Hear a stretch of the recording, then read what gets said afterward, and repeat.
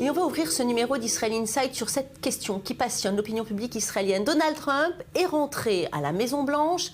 Va-t-il ou non tenir sa promesse de transférer à Jérusalem l'ambassade des États-Unis? Hier, le nouveau porte-parole de la Maison-Blanche a indiqué que les discussions sur la question avaient été lancées et les réactions palestiniennes, évidemment, ne se sont pas faites attendre. À Ramallah, on s'inquiète. Le président de l'autorité palestinienne, Mahmoud Abbas, a quant à lui évoqué les conséquences d'une telle action. Regardez. L'ambassade américaine à Jérusalem, ce transfert n'est pas encore confirmé, mais il passe déjà mal dans les territoires palestiniens. Ce dimanche, il était au cœur d'une réunion entre Ramallah et Amman.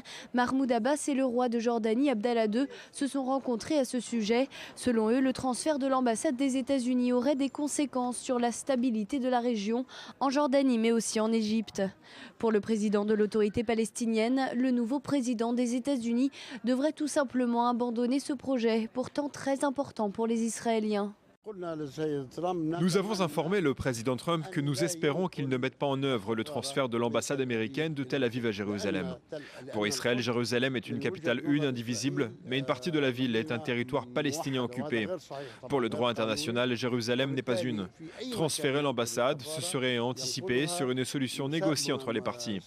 Cela pourra se faire à l'avenir, mais pas maintenant. Nous espérons donc que le président Trump renonce à cette démarche et qu'il encourage la tenue de négociations dans le cadre du droit international. En cas d'annonce officielle de Donald Trump en faveur du transfert de l'ambassade, les autorités israéliennes se préparent déjà à des scénarios catastrophes comme des violences et à d'importantes manifestations côté palestinien. Pour parler d'Israël Inside avec mon plateau, Maurice Ifergan, Jonathan Serrero et Samuel Calvo. Alors tout de suite, Maurice Ifergan, des réactions pour le moins enflammées quand même.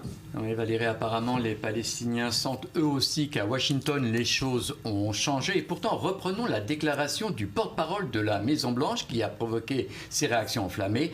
Nous en sommes qu'au tout début du processus consistant ne serait-ce qu'à aborder ce sujet, a déclaré Dan Spicer, qui avait en fait tenté de calmer les ardeurs de la droite israélienne, surtout après l'annonce par la municipalité de Jérusalem de la construction de près de 500 unités de logement dans les quartiers de Ramoth et Ramat Shlomo, dans l'est de la capitale. Un projet, je vous le rappelle, qui à l'époque avait été bloqué par Benjamin Netanyahou.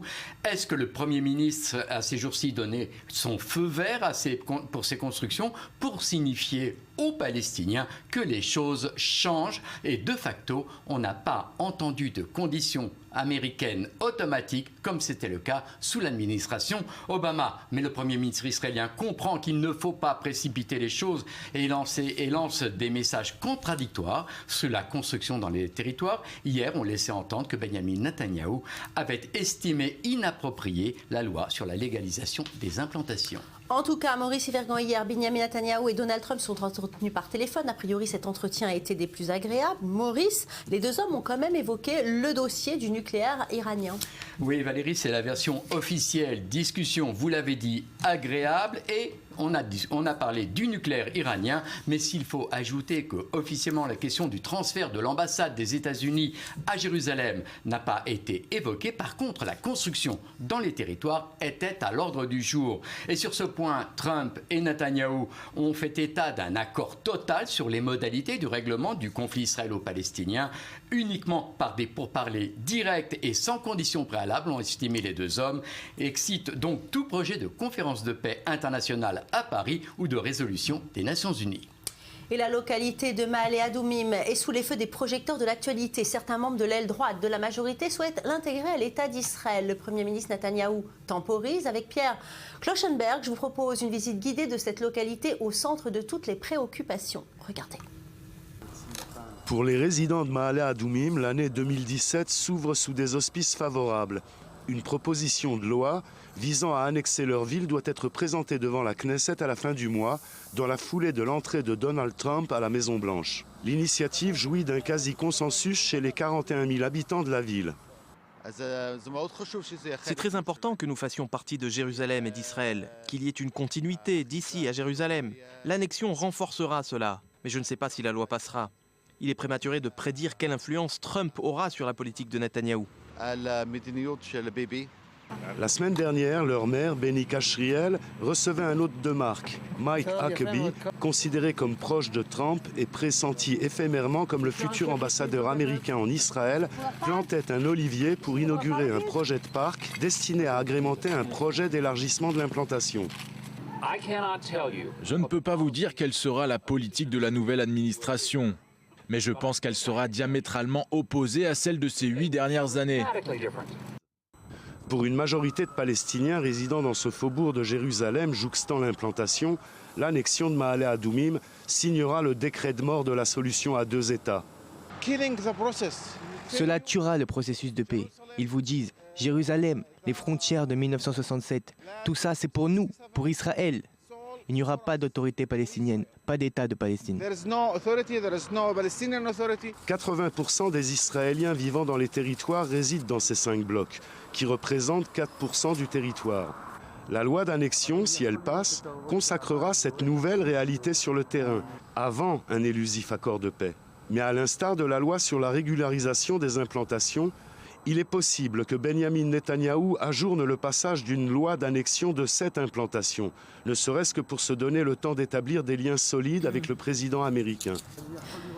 Et Jonathan Serrero, hier, le Conseil des ministres a examiné le projet d'annexion de Maale Adumim. Racontez-nous. Valérie, elle devait l'examiner. Finalement, le Premier ministre Netanyahou a décidé de reporter les débats à plus tard, sûrement après son voyage au mois de février aux États-Unis pour sa première rencontre, on l'a dit, avec Donald Trump. Le chef du gouvernement avait pris le soin, on l'a dit aussi, de s'entretenir par téléphone avec le président des États-Unis avant ce Conseil des ministres, histoire un peu de prendre le pouls des volontés du nouveau locataire de la Maison-Blanche. Et d'après certaines sources proches du Premier ministre, les échos en provenance de la nouvelle administration américaine seraient déjà moins favorables à Israël que durant la campagne. Par ailleurs, on vient de le dire, la mairie de Jérusalem avait déjà jeté un pavé dans la mare du Premier ministre en annonçant donc la construction de centaines de logements dans la capitale, à l'est de la capitale israélienne. Autre chose, Maurice l'a dit, Benjamin Netanyahou considérait que le vote en première lecture de la loi de régularisation de la localité d'Amona avait conduit à la résolution 2334, tant contestée par Israël à l'ONU. Une information démentie par les bureaux du Premier ministre. Lors de ce Conseil des ministres, le chef du gouvernement a d'ailleurs précisé le fond de sa pensée et a déclaré que cette loi de régularisation a servi de prétexte, je cite le Premier ministre, à l'ONU pour voter sa résolution. À la lumière donc de toute cette actualité, Benjamin Netanyahou a donc décidé de temporiser quelque peu et de ne pas en quelque sorte froisser déjà le président américain. Il y a eu certes lors de ce Conseil des ministres hier des éclats de voix avec le chef du foyer juif Naftali Bennett, mais au final les deux hommes se sont accordés. Mais pourquoi justement ce projet a été reporté ?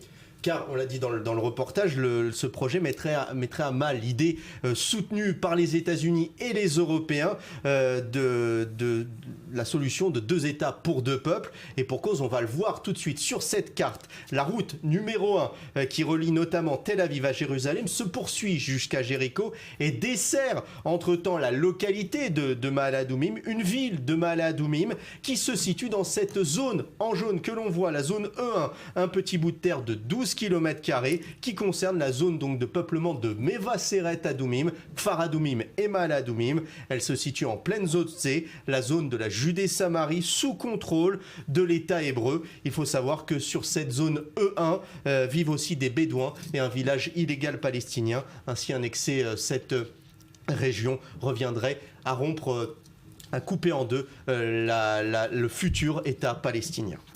Alors malgré ce rétro-pédalage du Premier ministre, sur ce dossier en tout cas, la loi sur l'annexion de Maale Adumim fait consensus au sein de la classe politique israélienne, Jonathan. Oui Valérie, de Menachem Begin à Benjamin Netanyahou, en passant par Ariel Sharon, Ehud Barak et même Ehud Olmert, tous soutiennent l'annexion de cette ville de Maale Adumim. Tous, même Shimon Peres, en son temps, qui était pourtant le chantre de la paix avec les Palestiniens, soutenait cette annexion. Il déclarait ceci, je cite tout de suite, on va le voir, le développement de la ville de Maale Adumim consolidera les fondations de Jérusalem. Et pour cause, Ma'ale Adoumim, créée dans les années 70, compte aujourd'hui 40 000 personnes. Elle compte aussi plusieurs centres commerciaux et surtout les 3/4 de sa population travaille aujourd'hui à Jérusalem. Ainsi, relier Ma'ale Adoumim à la capitale israélienne permettrait de réduire le temps de transport et d'agrandir ainsi le territoire de la capitale israélienne.